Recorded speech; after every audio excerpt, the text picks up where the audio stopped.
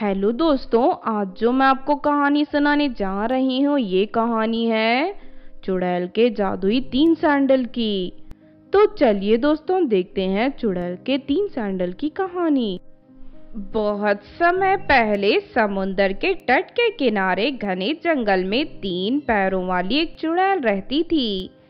लेकिन चुड़ैल होने के बावजूद वो कभी किसी को नुकसान नहीं पहुंचाती थी और मुसीबत पड़ने पर वो हमेशा दूसरों की मदद किया करती थी।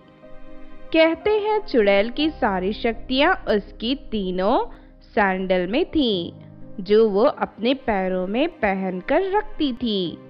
फिर एक दिन परी देश में रहने वाली नायरा परी को उस दिन पैरों वाली चुड़ैल के बारे में पता चल जाता है। नायरा एक लालची और धोखेबाज परी थी। वो रानी परी से नफरत करती थी और उसकी जगह परी देश की रानी बनना चाहती थी। मुझे किसी भी तरह उस चुड़ैल के 3 सैंडलों को चुराना होगा। उन सैंडलों के पहनने के बाद मैं 3 पैरों वाली परी बन जाऊंगी। फिर इस पूरी परिदेश में कोई भी परी मेरा मुकाबला नहीं कर पाएगी और मैं आसानी से रानी परी को महल से भगाकर यहाँ की रानी बन जाऊंगी। फिर अगले ही दिन नायरा परी चुड़ैल की तलाश करने पृथ्वी के जंगल पहुंच जाती है। 2 दिनों तक भटकने के बाद आखिरकार नायरा परी को चुड़ैल का पता चल जाता है और वो उसकी गुफा के पास पहुंच जाती है। अच्छा, तो ये चुड़ैल इस गुफा में रहती है। मैं अभी अंदर जाकर उसकी 3 सैंडल को चुरा लेती हूँ। लेकिन जैसे ही नायरा गुफा के अंदर जाने की कोशिश करती है कि तभी उसे बिजली का झटका लगता है और वो नीचे गिर जाती है। ये गुफा तो बहुत खतरनाक है। अंदर जाते ही मुझे बिजली के झटके लग रहे हैं। लगता है मुझे यही छुपकर चुड़ैल के बाहर आने का इंतजार करना चाहिए। उसके बाद नायरा एक बड़े पत्थर के पीछे छुपकर चुड़ैल के बाहर आने का इंतजार करने लगती है।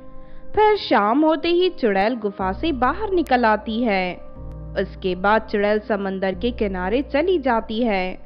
नायरा भी उसका पीछा करते हुए वहां पहुंच जाती है। तभी चुड़ैल अपने 3 सैंडल समंदर के किनारे उतार देती है और समंदर में जाकर नहाने लगती है। अरे वाह, इन सैंडलों को हासिल करने का ये सबसे अच्छा मौका है। तभी चुड़ैल की नजर बचाकर नायरा उसकी 3 सैंडलों को चुराकर वहां से भाग जाती है। फिर परिदेश पहुंचने के बाद नायरा परी 2 सैंडलों को अपने पैरों में पहन लेती है और अगले ही पल उसके शरीर में तीसरा पैर प्रकट हो जाता है। तभी अचानक आसमान से एक बहुत ही खतरनाक जादुई छड़ी नायरा के सामने आ गिरती है। नायरा छड़ी को उठा लेती है। ये तो कमाल हो गया। ये जादुई छड़ी हम परियों की जादुई छड़ी से कई ज्यादा शक्तिशाली लगती है। अब मुझे परिदेश पर राज करने से कोई नहीं रोक सकता। उसके बाद नायरा परी सीधा महल में पहुंच जाती है। नायरा परी के 3 पैर देख दरबार में मौजूद सभी परियां हैरत में पड़ जाती हैं। चल रानी परी, तो इसी वक्त महल छोड़कर भाग जा। आज से मैं रानी बनकर परिदेश पर राज करूंगी। अरे तेरा दिमाग खराब हो गया है क्या? मुझसे इस तरह की बात करने की तेरी हिम्मत कैसे हुई? सिपाही परियां इसे इसी वक्त पकड़कर तहखाने में बंद कर दो। लेकिन तभी नायरा परी अपनी शक्ति से रानी परी और सिपाही परियों को रस्सियों से बांधकर उन्हें हवा में उल्टा लटका देती है। ये नजारा देख दरबार में मौजूद दूसरी परियां घबरा जाती हैं। उसके बाद नायरा परी रानी परी को तहखाने में बंद कर देती है।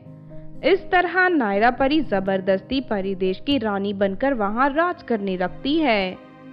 नायरा परी बहुत ही दुष्ट रानी बनती है।